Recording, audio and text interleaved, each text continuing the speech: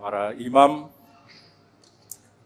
umat sekalian yang saya kasihi dalam Tuhan kita Yesus Kristus. Yesus dalam Injil tadi menegaskan ajarannya dengan begitu mantap.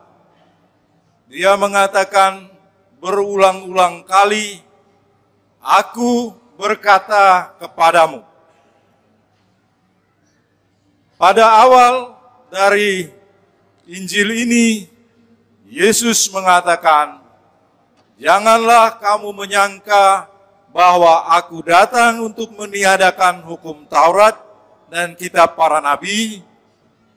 Aku datang bukan untuk meniadakannya, melainkan untuk menggenapinya." Kemudian pada bagian yang terakhir tadi dari teks Injil amat menarik untuk saya angkat, untuk kita renungkan bersama, baik bagi kami para imam Tuhan, maupun bagi Anda sekalian yang telah memilih jalan hidup sebagai keluarga, panggilan keluarga. Di sana Yesus mengingatkan kita semua. Ingat akan perjanjian kita. Dia mengatakan, "Jika ya, hendaklah kamu katakan ya. Jika tidak, hendaklah kamu katakan tidak." Saudara dan saudari yang dikasihi Tuhan, saya amat berterima kasih. Hati saya dipenuhi sukacita hari ini menyaksikan umat saya yang memilih panggilan hidup berkeluarga. Terima kasih untuk kesaksian Anda sekalian. Tadi sebelum masuk ada kumpulan saudara-saudari kita yang sempat hadir hari ini yang sudah 50 tahun merayakan atau menghayati panggilan hidup suami istri. Ada yang sudah 55, ada yang 53, pokoknya sudah 50 tahun ke atas. Prestasi luar biasa, no? Kita tepuk tangan untuk mereka ini. Saya tadi bertanya kepada masing-masing pasangan. Kebetulan ada tadi pasangan, satu dari Maumere, satu dari Tasik. Saya bilang, "Kalian ketemu di mana ini? Dan sudah berapa tahun? Kok bisa antara yang dari Flores sana dengan yang dari Tasik sana bisa hidup bersama?" Saya katakan, bisa. Bisa. Lalu saya mengatakan, apakah hanya ini saja selama 50 tahun ini? Tidak cari yang lain-lain gitu. Dia mengatakan, tidak. Kami tidak cari yang lain lagi. Kenapa? Dia mengatakan, karena saya mengasihi dia. Dan beberapa yang lain juga saya tanya, kok bisa 50 tahun lebih hanya hidup dengan yang mukanya seperti ini? Hari-hari masuk rumah ketemu lagi yang ini. Tapi luar biasa, saudara dan saudari. Mereka mengatakan, bisa. Memang ada yang mengatakan, kami berjuang, berusaha. Tapi usaha kami itu didasarkan pada mencintai. Saya mengasihi dia. Biar dia sudah giginya ompong, tidak apa-apa. Bukan soal. Karena inilah pemberian Tuhan. Jadi saya ucapkan terima kasih saudara dan saudari. Karena dengan demikian Anda itu memperlihatkan, memberi kesaksian kepada dunia ini, tapi juga kepada gereja, kepada Yesus sendiri, bahwa ajaran gereja untuk hidup sebagai suami istri satu-satu itu bukanlah sesuatu yang mustahil. Amin. Itu bisa dilaksanakan, bisa diusahakan, diperjuangkan. Maka terima kasih untuk kesaksian Anda itu. Memang Anda berusaha setia, susah, sehat, senang, untung, sakit, tapi Anda tetap setia.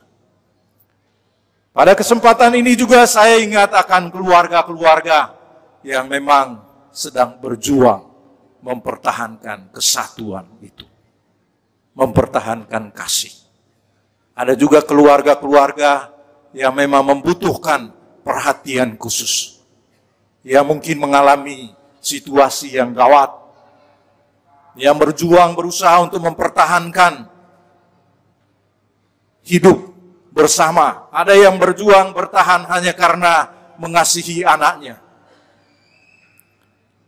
Memang inilah realita hidup berkeluarga, dan pada kesempatan ini kita semua mengenangkan, kita semua merefleksikan, dan kita semua kembalikan semua itu kepada Allah.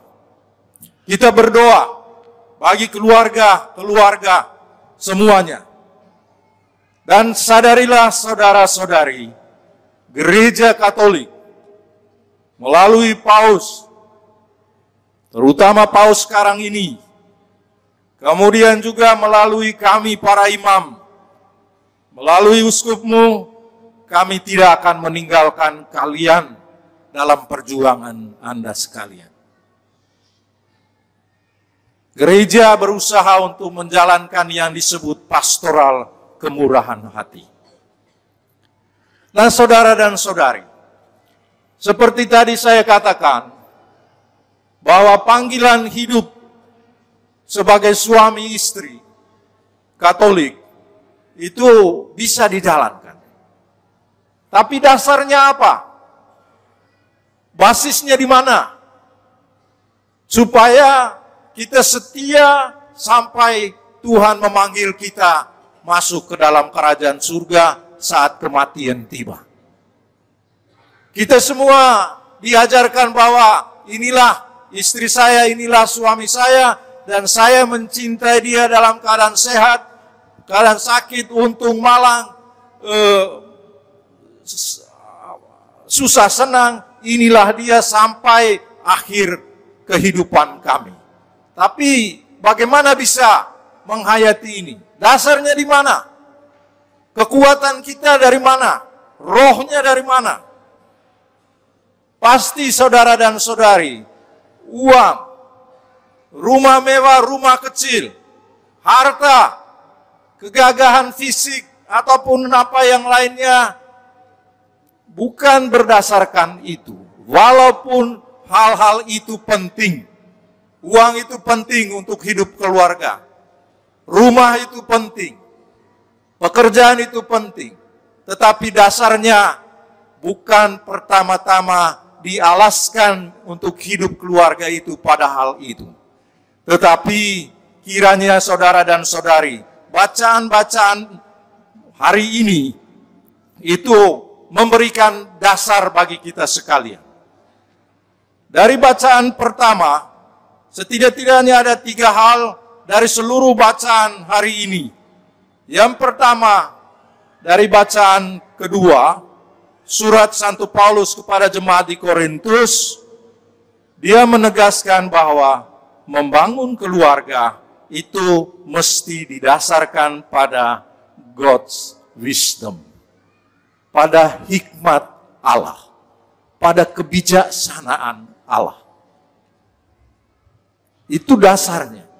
Dan Santo Paulus tadi mengatakan bukan pada hikmat penguasa-penguasa, bukan pada hikmat manusia, tapi pada hikmat Allah. kebijaksanaan Allah. Dan kebijaksanaan Allah itu ada di mana? Hidup berdasarkan kebijaksanaan Allah itu seperti apa? Nah, itulah yang ditegaskan juga dalam bacaan Injil dan kemudian bacaan pertama. Dalam bacaan Injil ditegaskan bahwa Yesus itu datang untuk menyempurnakan segala aturan-aturan hidup. Yesus bagi kita saudara dan saudari, Dia itu adalah kasih. Yesus itu adalah Allah. Dan Paus Benediktus ke-16, kemudian Paus Fransiskus menegaskan kembali bahwa Allah itu adalah kasih. Deus caritas est. Allah adalah kasih. Dan Allah yang menjadi manusia ialah Yesus itu. Maka kalau kita melihat Yesus, kita melihat kasih. Kalau kita melihat Yesus, kita melihat bahwa inilah personifikasi kasih itu. Jadi bagi kita, kasih itu bukan lagi teori, bukan lagi gagasan. Tapi kasih itu menjadi nyata dalam diri manusia Yesus yang melakukan perbuatan-perbuatan kasihnya. Dan kasih itu menjadi manusia. Dan kalau kita perhatikan hidup Yesus, kasih itu menggerakkan. Membuat dia tidak berhenti di satu tempat. Menghidupkan dia. Dia pergi menolong orang yang sakit. Dia berjuang untuk menolong orang yang kelaparan. Untuk mencintai. Memang mencintai pada dasarnya, saudara-saudari, itu akan membuat kita tergerak untuk memperhatikan sesama kita. Amin. Anda pasti lebih ahli dari saya dalam hal ini. Kalau Anda memiliki rasa kasih, rasa cinta luar biasa, Anda tidak akan berhenti di tempat, Anda akan mengunjungi, melihat orang yang dikasih itu. Menanyakan, hari ini bagaimana perasaanmu? Orang ME mengatakan begini. Apa perasaanmu? Kamu marah kah? Kamu cinta saya kah?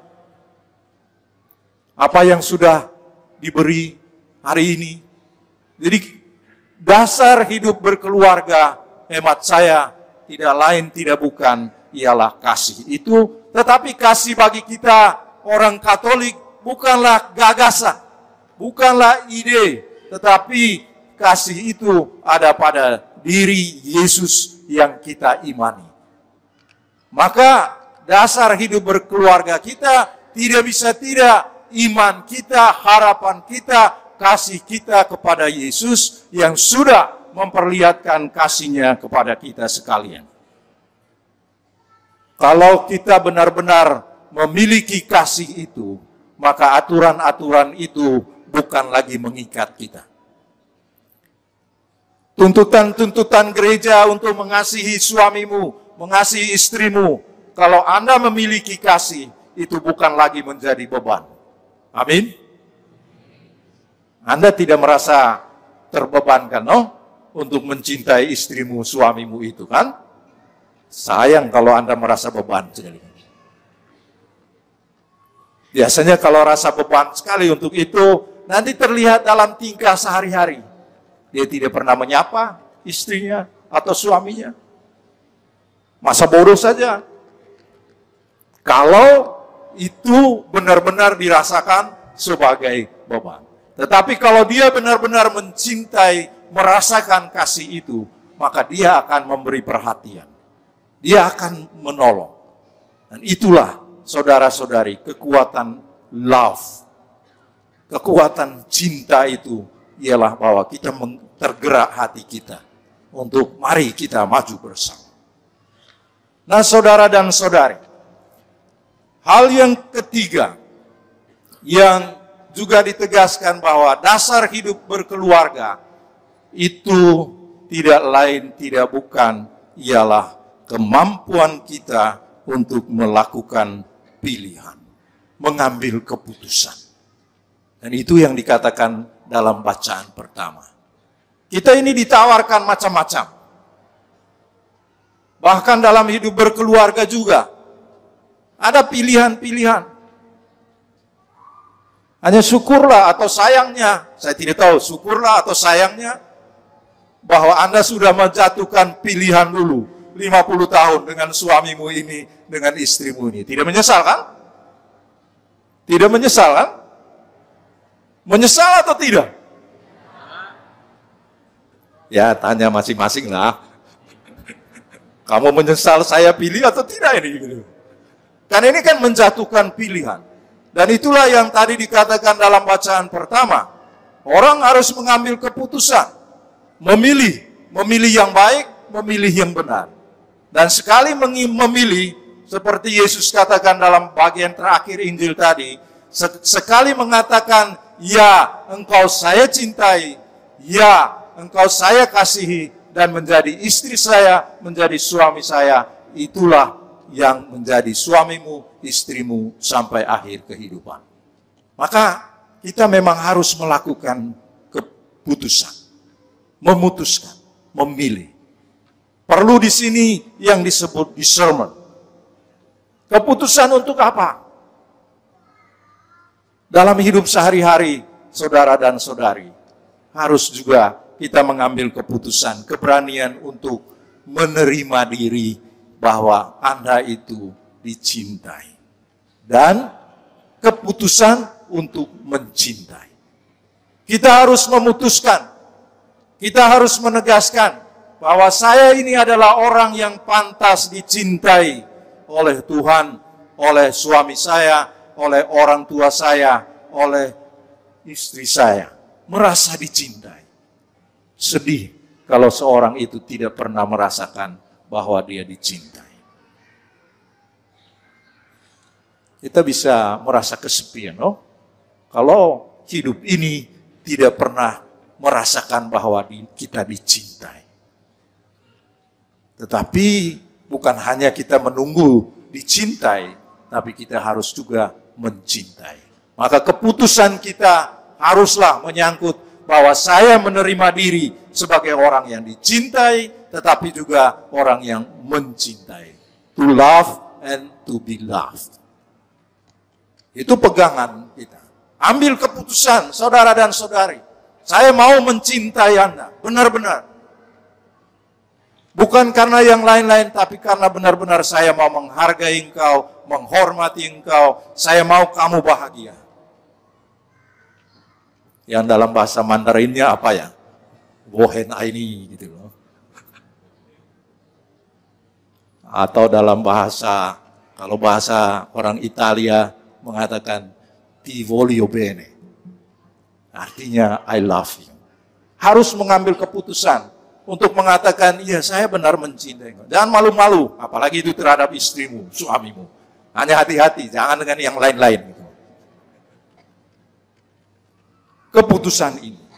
Kemudian yang kedua ialah keputusan untuk memaafkan. Dan bersedia juga untuk dimaafkan. To forgive and to be forgiven. Jadi kita bersedia juga untuk memberi maaf. Dan menerima. Kadang-kadang dalam hidup ini orang sudah memberi maaf tapi kita tidak terima. Ini keputusan.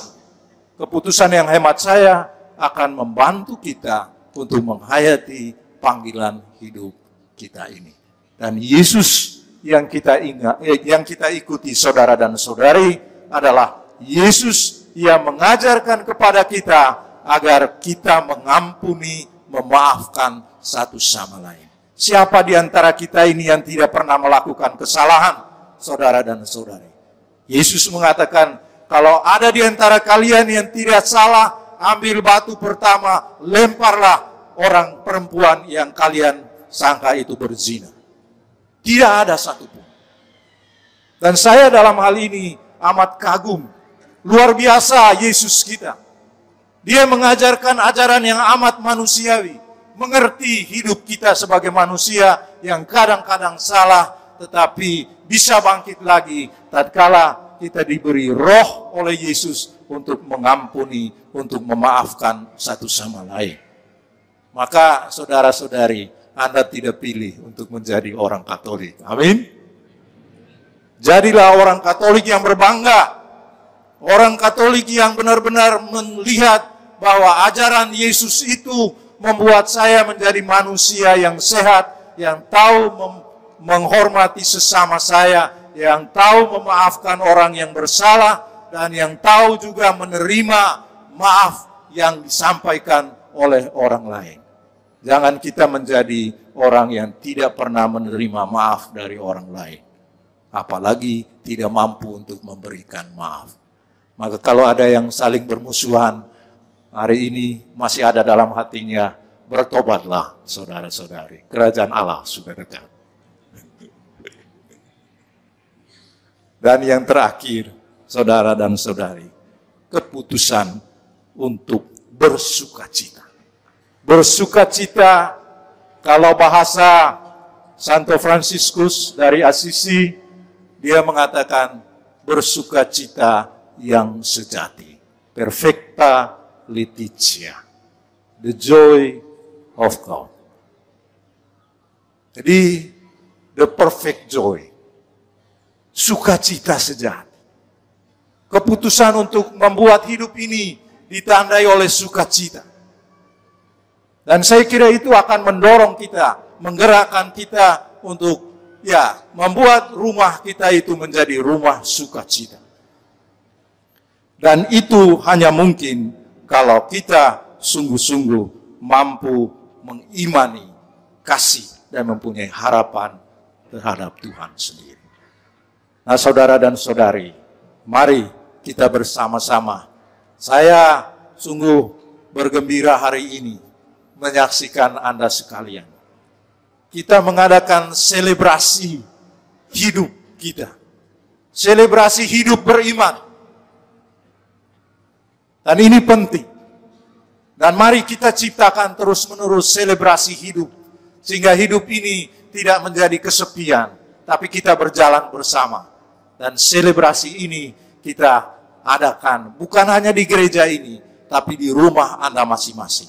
Maka pulanglah ke rumah nanti, jadikanlah rumahmu itu rumah pengampunan, jadikanlah rumahmu itu rumah sukacita, dan jadikanlah rumahmu itu sebagai rumah di mana Anda merasakan kasih dan dikasihi.